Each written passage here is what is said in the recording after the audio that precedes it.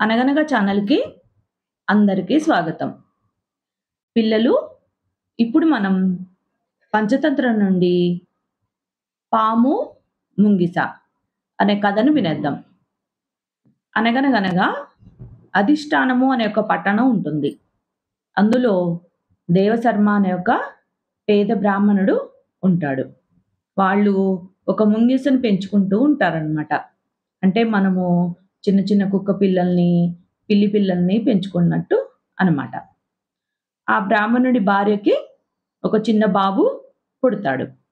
తల్లి, బిడ్డ క్షేమంగా ఉంటారు. ముంగిస గూడా ఒక చిన్న కూనకి జన్మనిస్తుంది. కానీ పాపం అది ఆ చిన్న కూన చనిపోతుందనమాట. ఇంకా ముంగిస ఈ చిన్న బాబునే జాగ్రత్తగా చూసుకుంటూ ప్రేమగా ఉంటుంది. ఆ ఇల్లాలు తన పిల్లవాడిని ఎంత ప్రేమగా సాకుతూ వస్తుందో, ముంగిస పిల్ల గూడా అంతే ప్రేమగా చూస్తుందనమాట. ఒకరోజు ఆ ఇల్లాలు కొడుకుని ఉయ్యల్లో ఉంచి, ముంగిసని అక్కడ కాపలాగా పెడుతుంది. తన భర్తకి చెప్పి నీళ్లు తేవడం కోసం బయటికెళ్తుంది. ఇంకా ఆ బ్రాహ్మణుడేమో బయట భిక్షాటన కోసం బయటకు వెళ్తాడు. తర్వాత కొద్దిసేపటికి అక్కడికి ఒక పామొస్తుంది. ఆ పాము మెల్లగా పాకుతూ ఆ పిల్లవాడున్న ఉయ్యాల వైపుగా వెళ్తూ ఉంటుంది. అయితే ఇదంతా ఆ ముంగిస చూస్తుందనమాట. ఇంక పాము ముంగిసకి పడదు గదా! ఇంక వెంటనే ఆ ముంగిస ఆ పాముపై దూకి దాన్ని చీల్చి చెండాడి చంపేస్తుంది. ఇంకా, ఇంకా బాబు వాళ్ళ అమ్మ కోసము గడప దగ్గరే కూర్చొని ఎదురు చూస్తూ ఉంటుంది.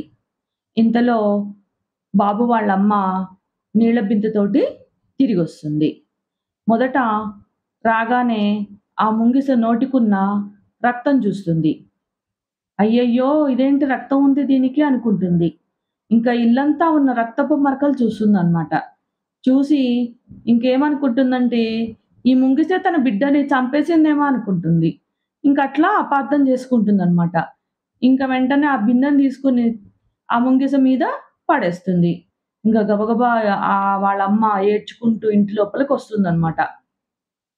గబగబా ఉయ్యాల దగ్గరికి పరిగెత్తుకుంటూ వస్తుంది. అక్కడ అంతా రక్తమంతా పడిపోయి ఉంటుంది. అక్కడ చచ్చి పడిపోయున్న పాము కనిపిస్తుంది. బాబు చూస్తేనేమో ఉయ్యాల్లో హాయిగా నిద్రపోతూ ఉంటాడు. ఇంకప్పుడు తన బిడ్డను కాపాడిన ముంగిస పిల్లను చంపినందుకు పాపం వాళ్ళమ్మ ఎంతో బాధపడుతుంది. ఎంతో ఏడుస్తుందనమాట. తర్వాత ఇంక భిక్షాటన ముగించుకుని ఇంటికి తిరిగి వచ్చిన భర్తకు అక్కడ జరిగిందంతా చెప్పి ఇంక చాలా ఏడుస్తుందనమాట.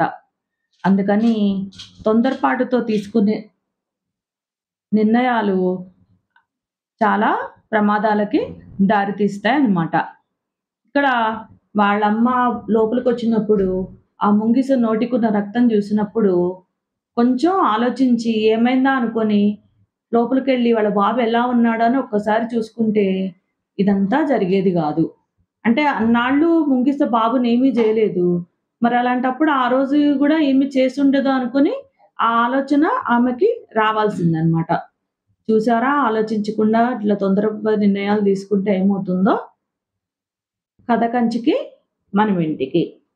నచ్చితే లైక్ చేయండి, షేర్ చేయండి, సబ్స్క్రైబ్ చేయండి.